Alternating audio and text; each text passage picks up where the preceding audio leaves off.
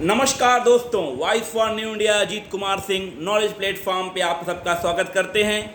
8 अगस्त 2020 को हमने भारत छोड़ो आंदोलन की 78th एनिवर्सरी सेलिब्रेट की। दोस्तों, हिंदुस्तान की स्वतंत्रता संग्राम आंदोलन में भारत छोड़ो आंदोलन हमेशा स्वर्णिम अक्षरों से अंकित किया जाता है, क्योंकि ये एकमात्र ऐसा आंदोलन था जो लीडर्स के एब्सेंट में हिंदुस्तान की जनता ने अपने करबद्ध से लड़ा और हिंदुस्तान की आज़ादी जो 15 अगस्त 1947 को मिली, उसकी एक बहुत बड़ी व्यवस्था भारत छोड़ो आंदोलन के दौरान लिखी गई।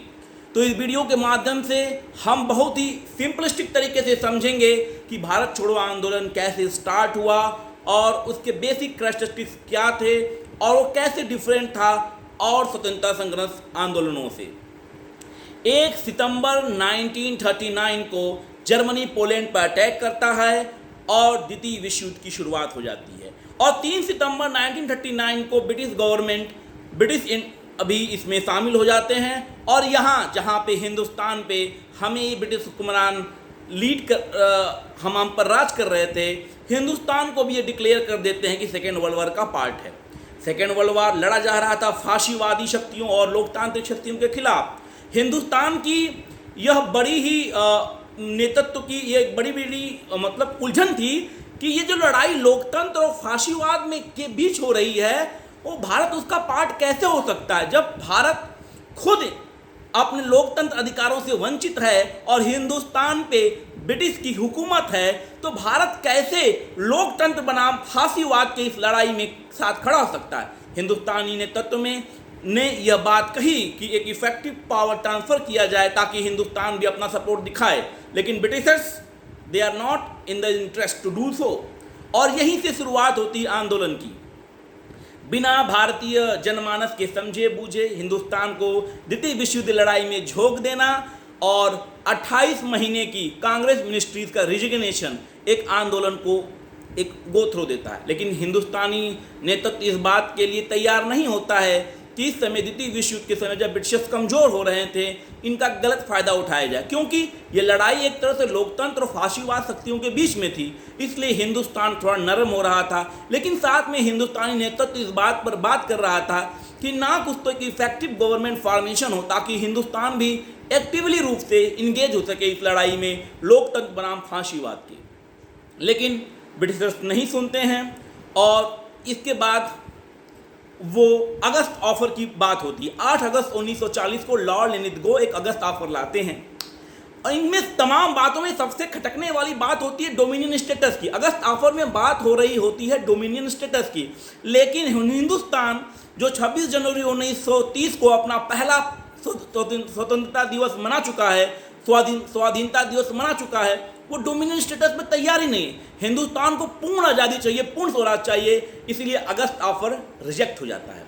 अगस्त ऑफर रिजेक्ट हो जाता है और लगातार जो टेम्पो है सेकेंड वर्ल्ड वॉर का इंक्रीज होता है। जापानीज पावर अपने इंक्रेशन में होती हैं, साउथ ईस्ट एशिया पूरी तरह से ब्रिटिशर्स के हाथ से जाता है और ब्रिटिशर्स लोग जिस तरह से छोड़ के भागते हैं वहाँ की आवाम को जापानीज पावर के खिलाफ, वो एग्जैक्टली इंडियन लीडरशिप को डरा सा देता है। इंडियन लीडरशिप जापानीज एग्रेशन और जापानी के किसी भी तरह के अटैक के लिए हिंदुस्तान की आवाम को तैयार करना चाहते हैं।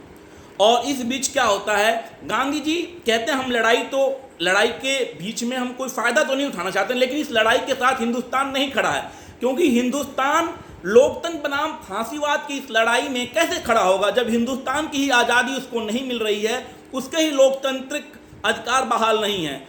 इस बीच आती है बात इंडिविजुअल सिविल डिसोबीडियंस की और व्यक्तिगत सत्याग्रह आंदोलन की। गांधी जी इस व्यक्तिगत सत्याग्रह आंदोलन का टेम्पो बिल्डअप करते हैं और बता दूं कि अक्टूबर 1940 से दिसंबर 1941 तक व्यक्तिगत सत्याग्रह आंदोलन बहुत टेम्पो से चलता है और मई 1941 के दौरान 25,000 से ज़्यादा व्यक्तिगत सत्याग्रही लोग जेल में होते हैं। और ये भारत छोड़ो आंदोलन का जो टेम्पो बना, इसके लिए व्यक्तिगत सत्याग्रह आंदोलन ने एक बहुत बड़ी भूमिका तैयार की। व्यक्तिगत सत्याग्रह आंदोलन के तहत विनोबा भावे प्रथम व्यक्तिगत सत्याग्रही चुने गए, उसके बाद जवाहरलाल नेहरू जी चुने गए। इसमें करना ये था कि हर व्यक्ति व्यक्तिगत रूप से जो भारत को इस लड़ाई में झोंका गया उसके खिलाफ भारत की मंशा को कहेगा कि हिंदुस्तान इस लड़ाई का पार्ट नहीं है और इस तरह की कोई लड़ाई का पार्ट नहीं जिसमें उसके खुद के अधिकारों से उसको वंचित किया जाता है। और ये करते हुए अगर वो गिरफ्तार नहीं होता है, क्योंकि उस समय मार्शियल लॉ लगा हुआ था, तो वो ये करते करते दिल्ली की तरफ कूच करेगा अपने इस विरोध को दर्ज करते हुए। इसीलिए इस आंदोलन को दिल्ली चलो आंदोलन के रूप में भी जानते हैं। और ये लगातार जो जापानी एग्रेशंस हैं बढ़ रहे हैं और ब्रिटिशर्स हार रहे थे, इस बीच भारत की जनता का संपूर्ण समर्थन इनके लिए बड़ा आवश्यक हो जाता है। और इसी समर्थन को खरीदने के लिए, इसी समर्थन को पाने के लिए स्टैफोर्ड क्रिप्स के नेतृत्व में एक क्रिप्स मिशन भारत आता है। क्रिप्स मिशन मार्च और अप्रैल 1942 के बीच में हिंदुस्तान आता है और हिंदुस्तान के नेताओं से बात करता है। और लेकिन तमाम बातों के बीच में फिर एक बार फिर ब्रिटिशर्स की जो हाइपोक्रेटिक मानसिकता हिंदुस्तान के प्रति वो झलकती है, एक दोगली मानसिकता। इसमें वो बार फिर से डोमिनियन स्टेटस का ऑफर लेके भारत के लिए आते हैं। हिंदुस्तान जो एक बार कह चुका है 26 जनवरी 1930 को ही अपना पहला पूर्ण स्वाधीनता दिवस मना चुका है, वो डोमिनियन स्टेटस पे क्यों तैयार होगा? फिर से क्रिप्स मिशन रिजेक्ट कर दिया जाता है। इस तरह अगस्त ऑफर का जो ये प्रपोजल और क्रिप्स मिशन का रिजेक्शन पूरी तरह से हिंदुस्तान की लीडरशिप को इस बात के लिए तैयार कर देता है कि अब जो है ये लोग नहीं मानने वाले हैं और एक बहुत बड़ा आंदोलन जरूरी है। और इसी पृष्ठभूमि पर भारत छोड़ो आंदोलन तैयार होता है दोस्तों। और इस भारत छोड़ो आंदोलन में ग्वालियर टैंक मैदान में 8 अगस्त 1942 को गांधी जी मंत्र देते हैं, डू और die, we will free India और we will die in freeing India because we are not going to live to see in perpetuation the slavery of India। Hindustan को आज़ाद करा के ही मानेंगे। इस मंत्र के साथ हम आगे बढ़ते हैं और इस तरह से भारत छोड़ो आंदोलन का टेम्पो तैयार होता है। और हिंदुस्तान की स्वतंत्रता आंदोलन में भारत छोड़ो आंदोलन हमेशा ही स्वर्णिम अक्षरों से लिखा रहेगा। आशा करता हूँ आपको ये वीडियो पसंद आया होगा।